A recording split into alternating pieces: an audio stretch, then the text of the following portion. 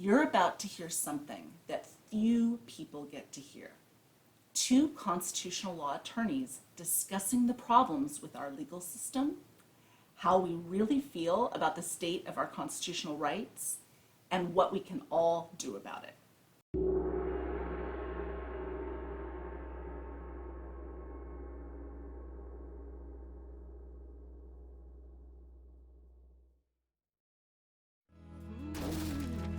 She fought for what she believed in.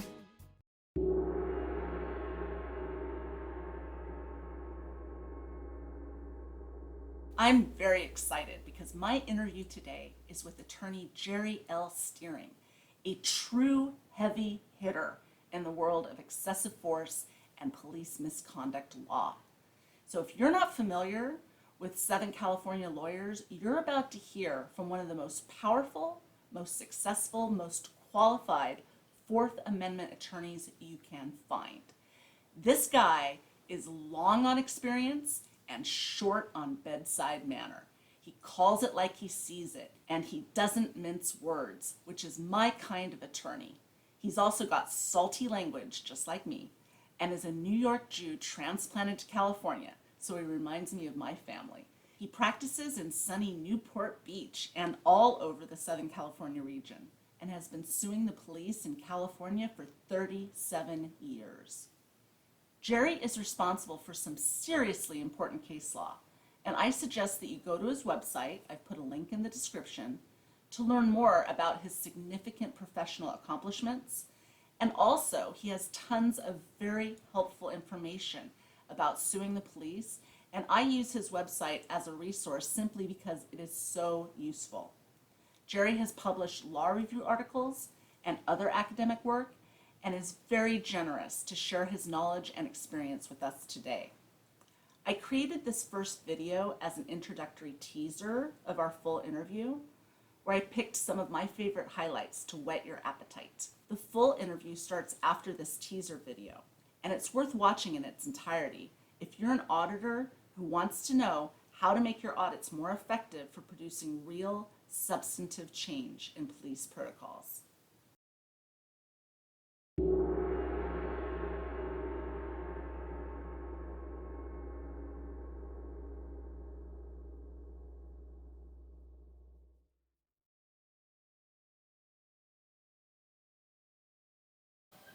There is no law.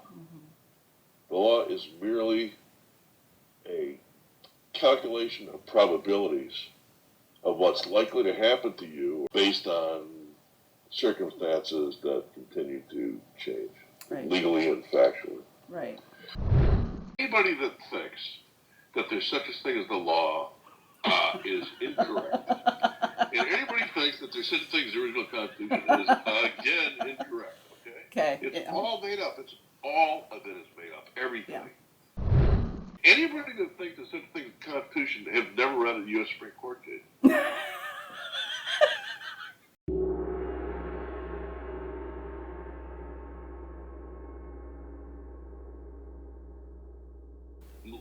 Lincoln was a great guy and a brilliant man, but he was wrong about one thing. We are not a nation of laws, we're a nation of men. That's what we are. And you can have all the laws you want, but if you get to a criminal trial and the law dictates X and the judge dictates Y, and the Court of Appeal issues an unpublished opinion saying, go take a hike, the law isn't what it says, it's what it does. Okay? And in the real world, you have very few rights, if any.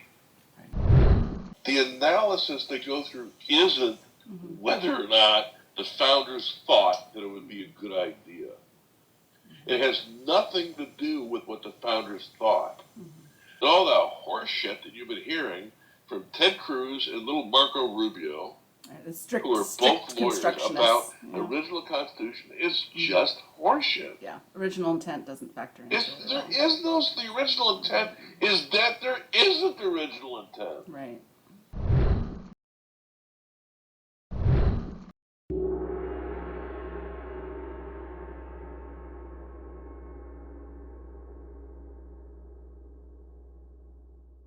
Then you can talk about, oh, gee, this legal principle must lead to this conclusion, or this logic dictates that based on this legal principle. That's not how it works. No, that's all BS. No. They just the judges look at the case. They tell their law clerks, here's the goal line. Here's the result. Work Let backwards you figure out from how to that. get there from Exactly. Here. Okay, that's what you do. That's what I learned my first year in law school. That's reality. Yeah, Okay. that's reality.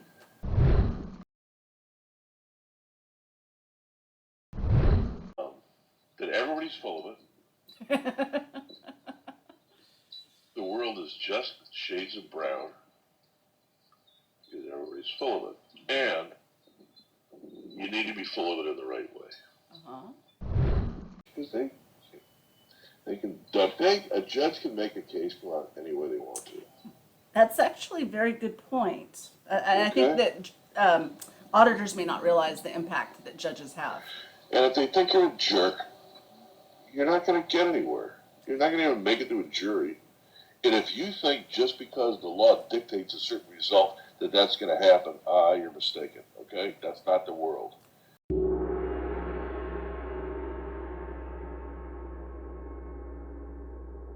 As Justice Douglas said in 1968, to give the constable more power than the magistrate is to take a long step down the totalitarian path. Exactly. Truer words have never been spoken. It's a chipping away. Mm-hmm. So the problem is that what would have been outrageously unreasonable heretofore is now commonly accepted. Right.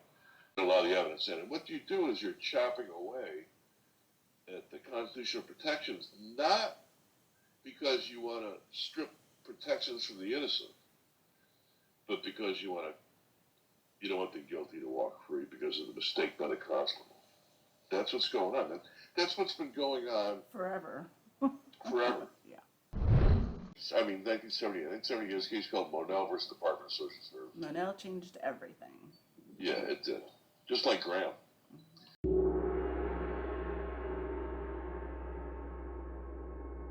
So forget this policing themselves horseshit. Okay, it's ridiculous. Nobody can do it anyway, but especially them. Because all they do is lie 24 hours a day. They're the biggest liars, most dishonest people in the world. Nobody lies like a cop. They're pros. They do it for a living. They do it under oath, and they're pretty darn good at it. There's no such thing as an honest cop. Not one. Listen, we don't need to get rid of qualified immunity. We just need for Congress to say Respondeat superior. Respondeat superior, and then it's a dead issue because entities issue. don't get qualified immunity. Yeah. It's all over. Everything's fixed. Everybody's happy. Right. Well, so you and I disagree just slightly on that because I feel that having personal financial liability is more likely to change the behavior of individual law enforcement officers. But you didn't agree with me on that.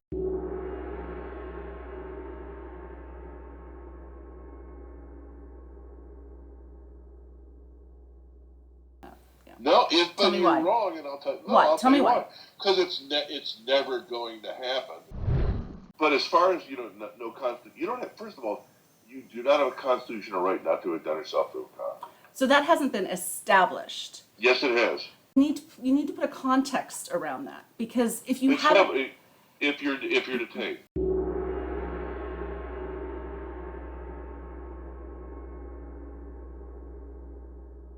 I mean, if you're sitting in the courtroom, you want your lawyer to show up. Your lawyer shows up. Do you feel better if you get one file or 40? Right. And she sounded like a goddamn auctioneer. I mean, she processed from that bench 130 cases between 8:30 and noon. 130. There's due process for you.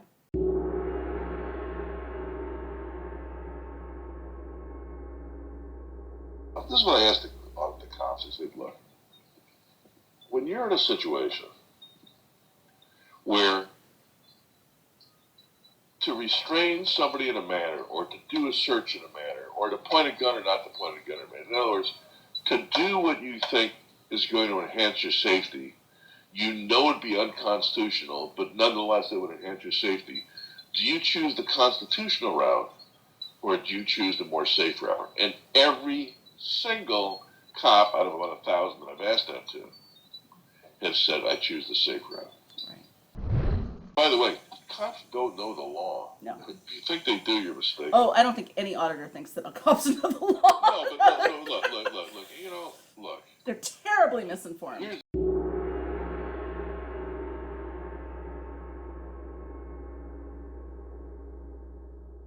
that he absolutely murdered the defense, the insurance company's expert witness, just destroyed the guy on the stand. And he lost the case. He couldn't understand why he lost the case. And some jury walked up and said, "Why did you make us hate you so?" Wow, what an insight.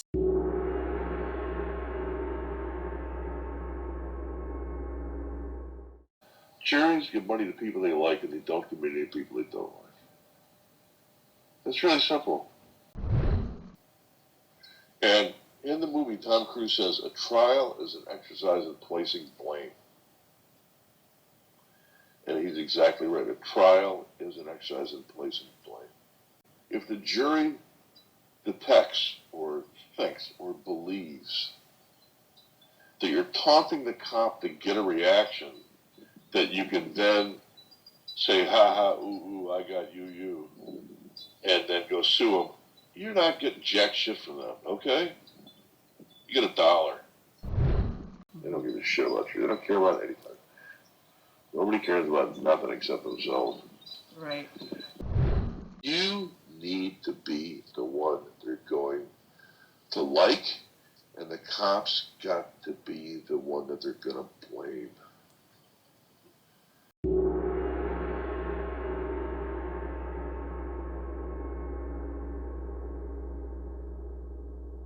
If I walk up to a cop and taunt him,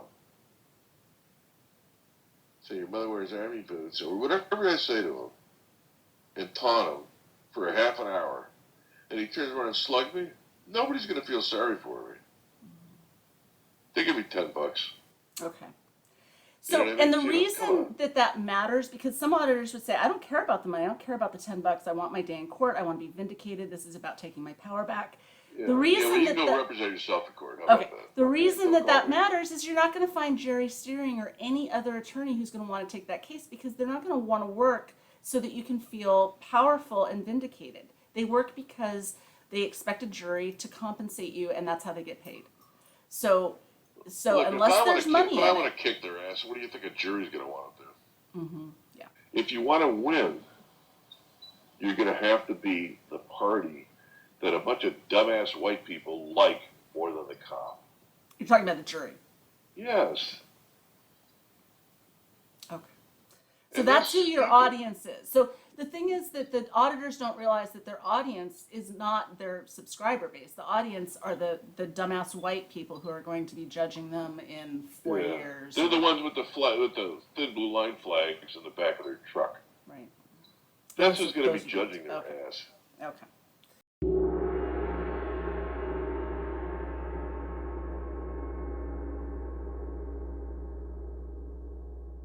And don't tell them you know your rights.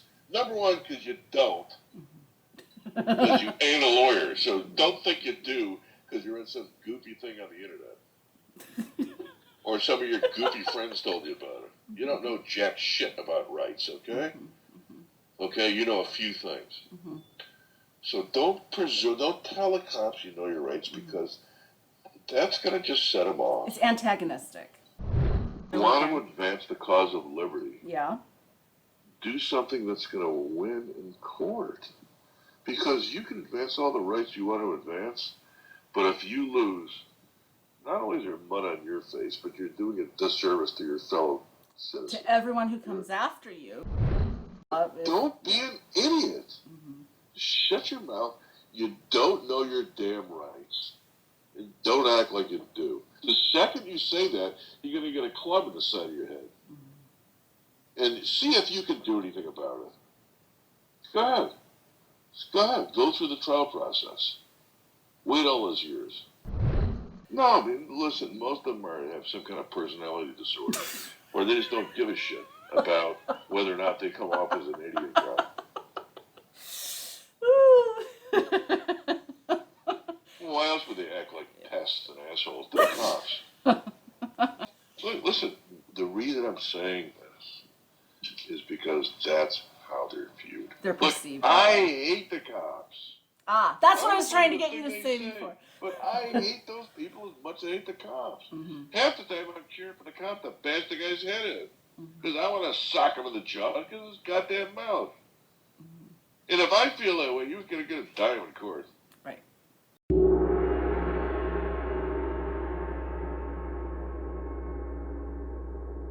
Oh, shut. Jerry, I think this is the most important thing that I wanted to ask you about, because I don't think that auditors understand the impact of how they are perceived on the jury's decisions. Auditors think that if they can prove a constitutional violation, that's it, their case is won. Can you please explain why simply proving a constitutional violation and having the evidence isn't enough? Because if they don't like you, they're not going to find in your favor, that's why. And if they do, they're going to give you $1. I got to throw out 3/4 of the false arrest case that come to me, because if you're suspected of anything, and I mean anything, that the law prescribes, it doesn't offend the Fourth Amendment to hook you up and take you to jail. And the reason that's so important is, in a state like California, they have false arrest claims. You get a civil state false arrest claim against the cop, but there's no attorney's fees. So I have to turn down cases. I got to turn down cases for people arrested for murder, manslaughter, assault with a deadly weapon, and massive drug cases, incarceration beyond belief, bail beyond belief because they had a bald tire. I'm not going to take your case. You're not going to be able to get a lawyer. I'm not going to do $202,000 worth of work for $36,000. You understand? I'm not Yes. going to do it. I don't think that clients understand this, how expensive it is, because I see in the YouTube comments all the time when they watch a video of excessive force, easy money, ka-ching, easy lawsuit for an attorney. Can you just dispel that myth that people have that it's easy to get these huge settlements? And it's almost impossible.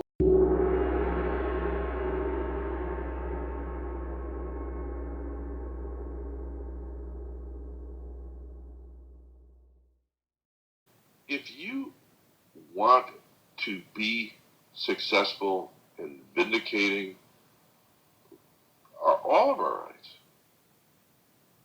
don't be an idiot and don't be an asshole. Shut your mouth and act polite.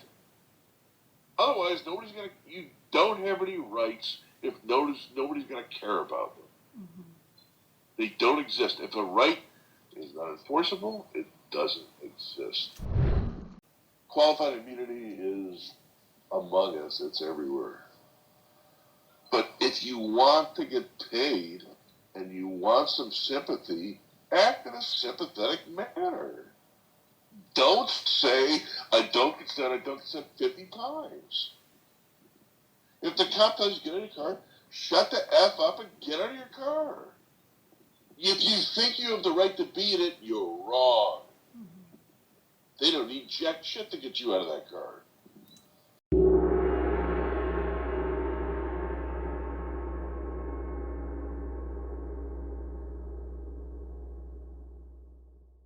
you said that you could give auditors advice in 4 words. Do you remember what those 4 words were?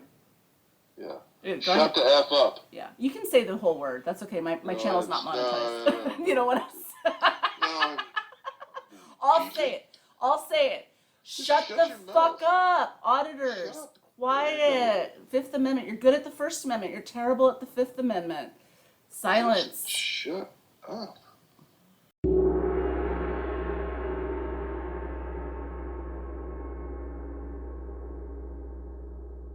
Was a no woman in this life, short upon the earth now was her time. Of all the seeds she'd sown, and the people she had known. Deeply did she touch the soul of mine. She called a spade a spade. She stood on the edge of reason, and even faced with death until her final dying breath. She fought for what she